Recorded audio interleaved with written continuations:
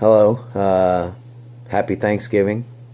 It's November 23rd, 2017, chat session number 23, Thursday.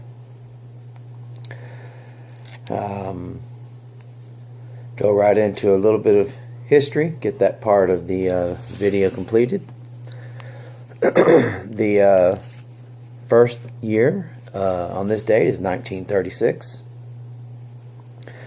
The first issue of the pictorial magazine Life is published, featuring a cover photo of the Fort Peck Dam by Margaret Burke White. I've seen a lot of issues of Life magazine. I always enjoyed it. A lot of pictures and stuff.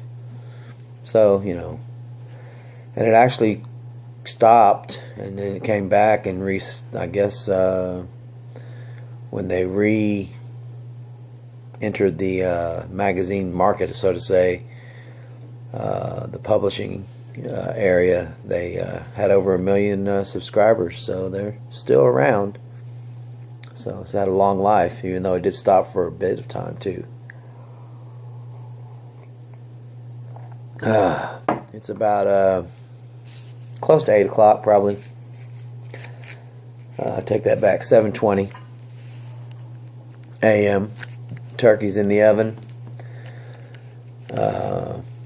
So just thought we'd get this session completed and prepare for more stuff to be laid out and get set up.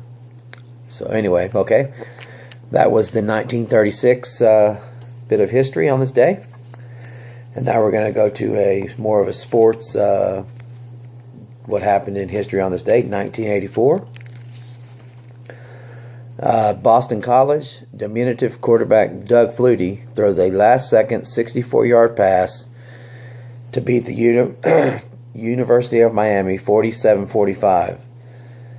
The 30,235 fans in the Orange Bowl had already begun to celebrate the victory. They were sure that the Hurricanes had won, and they were stunned when Flutie's pass found his teammate and roommate Gerald Flan in the end zone.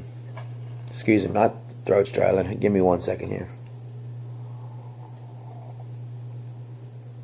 Oh, coffee's good. Okay. We're going to start right here where the 30,235 fans in the Orange Bowl had already begun to celebrate the victory. They were sure that the Hurricanes had won, and they were stunned when Flutie's pass found his teammate and roommate, Gerald Flan, in the end zone. The receiver, for his part, was just as stunned. He threw it a long way. Long way, Flan said after the game. I didn't think he could throw it that far. In the game, Miami had 655 yards and 32 first downs. On the other side, Boston College had 627 yards and 30 first downs. Combined, they ran 150 plays, and on average, each play gained almost 9 yards. In the last 20 minutes of the game, the teams traded the lead back and forth 6 times. So that was a pretty intense game in Orange Bowl in 1984.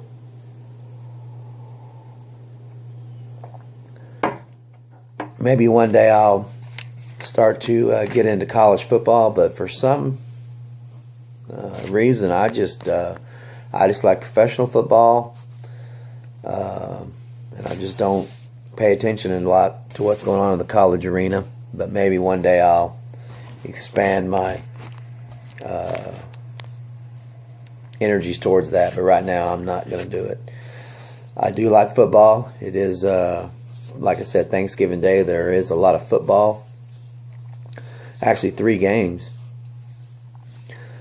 And the Vikings and the Lions, hate to say it, but the Lions are in for a rude awakening. They beat them back, I think, in week 4. They beat the Vikings 14-7, I believe. But I think the Lions are in for a big surprise at home. I think that the Vikings are going to handle them pretty steady. The Chargers and the Cowboys. This is a dire situation for the Cowboys. They got to show they've got what it takes to get into the playoffs, and this is the game to do it in. They're playing a much improved Chargers team, so it's going to be tough. But I think that Dak Prescott will get control of the team, and I just hope that they make adjustments over after the first half to counter any problems that they're having, so that at least they can have a second half and possibly win a game without giving up and stuff. The Cowboys are my number 2 team. I've been in Texas most of my life, so I just think that they're going to get it. I think that, like I said, much improved team, the Chargers. They got a lot going on, but I think the Cowboys will be victorious there. And the last game today is Giants and the Redskins. I think that with all the short-term time between games, the injuries on the Redskins side, and the actual rebounding of the Giants winning their second game of the season, I think the Giants win this. I think Eli might have a decent day today. I think that I've never not thought he wasn't a decent quarterback. He does have issues here and there, but overall I think he's a pretty dependable player in that position. Just having what they call that go of rough luck, I guess. But anyway, I do pick the Giants to beat the Redskins. I did see something on GMFB here a minute ago about the Redskins just doing walkthroughs, really not practicing. So, like I said, I think a lot of injuries, a lot of stuff going on. I just think the focus of the short term between games, I think it's going to be the tell of this game, and I think the Giants are going to be victorious. Okay, I do a football pick video that'll be put out here in just a little while, but I wanted to go ahead and do the Thanksgiving 3-day game on this little chat session here. Let's see. Well, it is Thanksgiving, and it's, I guess, a time for, I don't know if it's a cliche, maybe it isn't, but we should always be thankful every day for stuff. But if you're going to reserve a day, Thanksgiving for, what are we thankful for? I would say thankful for a family that has put up with me through my ups and downs, and we may not communicate as much as we should as far as being brothers and sisters and that kind of thing, but I think we all know we love each other, and just want to say a special happy Thanksgiving out there to my brother Jim and Cheryl and their family, and Scott and Steve and Leslie and Les and their family. Love you guys, and happy Thanksgiving. And to my parents, I guess so I'm not certain, but I do believe they're in Wichita Falls now. Happy Thanksgiving to you, Mom and Dad. Love you. And that's where we are on that. This is, again, Thanksgiving. The other part of that, being thankful, is friends that have also put up with me through my ups and downs and over the years. A couple of noteworthy people throughout my life. Neil Woodall, happy Thanksgiving, buddy. Love you. And Darren Real, been there through some pretty rough times in my life. Stand-up guy. Love you, bro. Appreciate the things that you've done in the past to help me through some tough times. And then there's Jess Rankin, longtime friend, same name.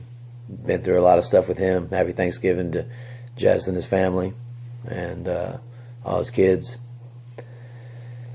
and Jeremy Woodall.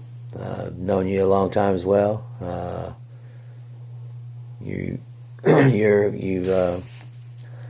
we may not speak as much as we used to, but I know that I've known you a long time, and I still think of you quite a bit, and I'm very happy for your musical success, and keep it going. Okay, well, anyway, that's about it for this chat session number 23, Thanksgiving edition. 23 shows in a row. Yippee! It's pretty cool. Y'all, whoever's watched these has seen me do 23 little videos. So if you could stand it that long, I appreciate it. But it's fun for me. I'm actually enjoying this a little bit. So all right, well, we're going to end this chat session number 23 with be truthful, be happy, and let's look out for each other, okay? Not just on Thanksgiving. I think every day we could always participate some way in doing something good. Minor stuff matters. It builds into bigger things, so the minor stuff matters. So that's it. Football today, Sunday, Monday. Go Seattle. It's playoff time. Football really starts here at this time of the season for me in the NFL. Have a great Thanksgiving.